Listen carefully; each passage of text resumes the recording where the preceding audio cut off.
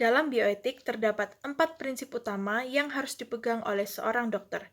Yang pertama ada non-maleficence, yang kedua ada beneficence, yang ketiga ada autonomy, dan yang keempat ada justice. Autonomi sendiri akan kita bahas pada video kali ini. Selain itu ada non-maleficence. Non-maleficence adalah semua keputusan dan tindakan yang diambil oleh seorang dokter bersifat tidak harmful atau tidak menyakiti pasien. Yang kedua ada beneficence. Semua tindakan dan keputusan yang diambil oleh seorang dokter bersifat yang terbaik bagi pasien tersebut. Dan yang terakhir ada justice. Semua masyarakat dari lapisan manapun, dari kalangan manapun berhak mendapatkan treatment atau pelayanan yang sama. Pada kesempatan kali ini, saya akan menjelaskan mengenai prinsip autonomi. Seorang dokter harus menghormati martabat manusia. Setiap individu harus diperlakukan sebagai manusia yang mempunyai hak menentukan nasib diri sendiri. Dalam hal ini, pasien diberikan hak untuk berpikir secara logis dan membuat keputusannya sendiri. Cara-cara tersebut antara lain dengan menyampaikan kebenaran atau berita, berikutnya menghormati hak pribadi orang lain. Yang ketiga, melindungi informasi yang bersifat rahasia. Keempat, mendapat persetujuan untuk melakukan tindakan terhadap pasien. Dan yang terakhir, membantu orang lain membuat keputusan yang penting.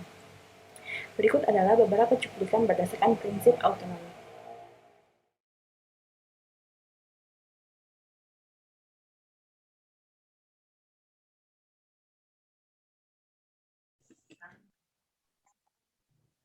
Permisi dok, Iya, silakan masuk Bu. Ada keluhan apa?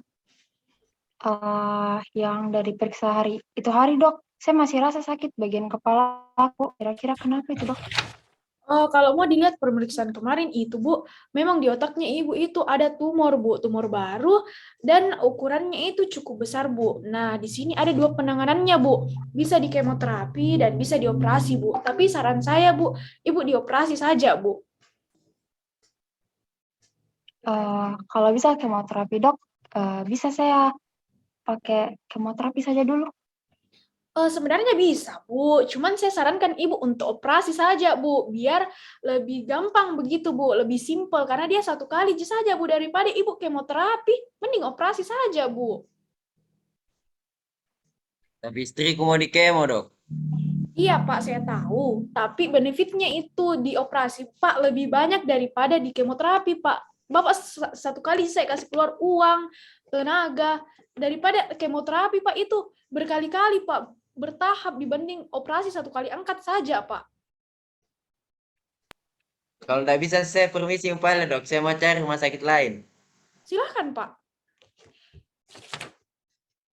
Kode bioetik yang telah dilanggar dari video yang telah ditonton sebelumnya.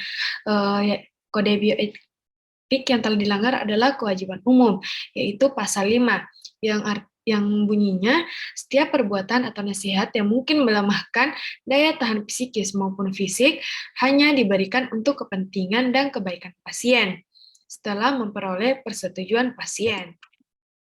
Nah, berdasarkan video di atas, kita bisa mengetahui mengenai hubungan komunikasi antara dokter dan pasien, yang dimana dokter membuat beberapa kesalahan. Pertama, dokter tidak memberikan kesempatan kepada pasien untuk menentukan tindakan yang dilakukan terhadap tubuh pasien. Kemudian yang kedua, dokter tidak menghormati keputusan yang pasien minta, walaupun keputusan tersebut tidak dalam kepentingan yang terbaik untuk pasien. Kemudian yang seharusnya dokter lakukan yaitu memberikan pasien kesempatan untuk tindakan yang dilakukan terhadap tubuhnya. Kemudian yang kedua, dokter harus menghormati keputusan pasien, walaupun itu bukan pilihan yang terbaik untuk kondisi pasien tersebut.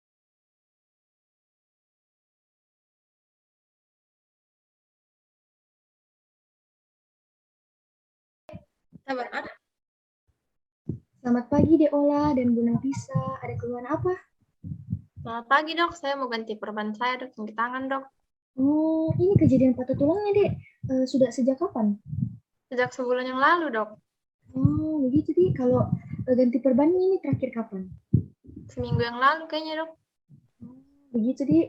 Langsung pakai gips, nah. Nggak usah ganti-ganti perban. Capek buang-buang perban juga. Langsung saja gips, nah. Nggak bisa perban saja, Kak, dok? Nggak bisa, nggak bagus, Bu. Langsung saja gips. Dia bakal lebih topang nanti tulang yang patah. Tapi, dok, di klinik sebelumnya dibilang pakai perban saja boleh, dok. Nggak usah, Mi. Sudah Juga aku daftarkan gips nah, datang maki besok jam 9 teng di sini di poliklinik nah. Dah milih, dah usah milih apa tuh ganti perban, dah usah nih, langsung gips. Ya, Ah. pada dok. Ya dok. Ya, Bu. Makasih Makasih, banyak Dok. dok. Begitu nah, Bu.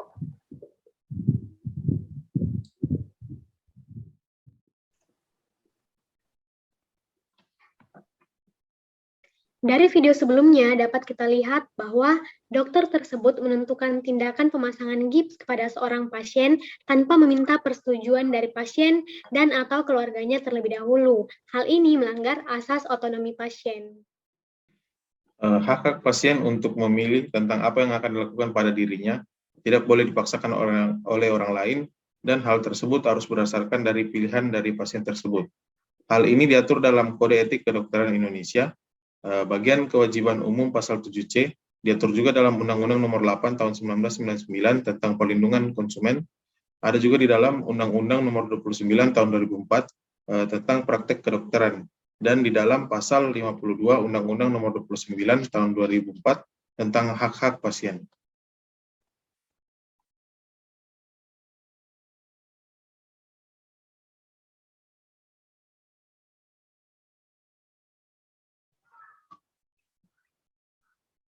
Selamat siang, ini dengan Nak Salsa dan ibunya ya, ada yang bisa saya bantu? Selamat siang, Dok. Ya, Dok. Nah, jadi setelah pemeriksaan pertama kemarin itu anak sudah perubahan, Dok. Mungkin Nak bisa kita ceritakan gimana keluhan tak ke dokter. Jadi selama beberapa hari ini, Dok, badan saya lemas dan pusing, Dok, serta jantung saya itu berdebar-debar, Dok. Ya, baik. Jadi hasil pemeriksaan pertamanya juga sudah keluar, di mana sesuai dengan diagnosis bahwa anak ibu menderita penyakit jantung koroner. Di sini, saya sebagai dokter dan juga lewat fasilitas dari rumah sakit bisa memfasilitasi untuk dilakukan tindakan yang pertama ada pemasangan ring, atau yang kedua ada melakukan tindakan operasi bypass dengan keuntungan dan kelebihan yang sudah dijelaskan pada pemeriksaan sebelumnya. Mungkin saya kembalikan lagi ke Ibu, bagaimana keputusannya dari keluarga. Jadi Nak, yang mana kita pilih, yang pasangan ring atau operasi bypass, tergantung dari kita, Gina. Mungkin saya setuju, Dok, kalau dilakukan operasi bypass, Dok.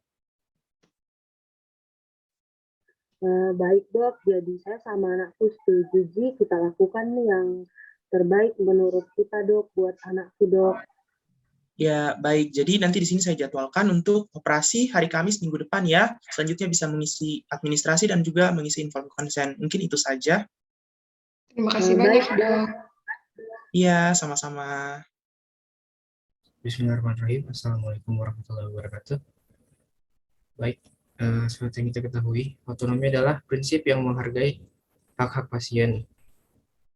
Dan pada video tersebut, dokter telah memperlihatkan otonomi yang sangat baik. Karena dokter menghargai pasien tersebut dengan memberi hak untuk berpikir dan merundingkan bersama keluarga, serta memberikan kesempatan untuk mengambil keputusan.